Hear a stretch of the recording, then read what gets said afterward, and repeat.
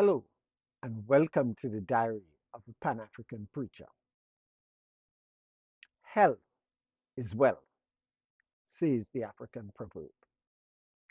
Yet today, across our continent, that wealth stands at a crossroads. The prophet Isaiah's lament echoes with unsettling relevance. Quote, they dress the wound of my people as though it were not serious. A bandage is applied, but the infection remains. In our time, health and health aid risk becoming that bandage, necessary in moments of crisis, yet dangerously superficial when it substitutes for structural healing. Recent reductions in support through the United States Agency for International Development, USAID, and emerging reports that health funding may be tied to favorable mining concessions have sharpened a moral and strategic dilemma. To accept health assistance at the cost of mineral sovereignty is to sell the birthright of young and unborn Africans. The question before policymakers is not whether partnership is welcome, but whether dependency is sustainable. Health sovereignty does not mean isolation. It means building domestic strength so that partnerships are negotiated from a position of dignity, not desperation. So, what can African nations do? First, African nations must sustainably increase domestic health financing. Ghana's VAT supported insurance model and Rwanda's community based system, they both show that progress is possible. Earmarked health solidarity taxes on mobile transactions, alcohol, tobacco, sugary drinks, and extractive royalties can be ring fenced for public care.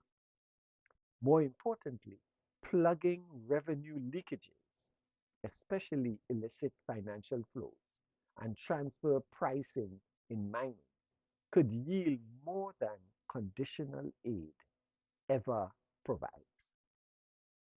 Second, countries such as Kenya and South Africa are advancing national insurance reforms that pool risk and reduce reliance on donor funded vertical programs. Integrated primary care, maternal health, chronic disease management, surveillance costs less long term than fragmented HIV, TB, and malaria silos. Third, regional solidarity must deepen.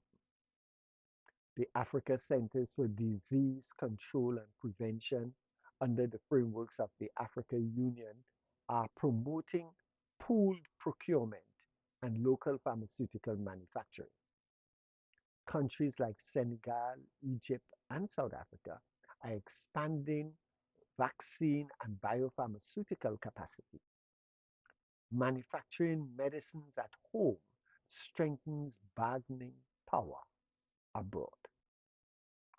Fourth, resource-rich states should consider sovereign health funds, modeled partly on prudent management, such as in Botswana and globally as in Norway.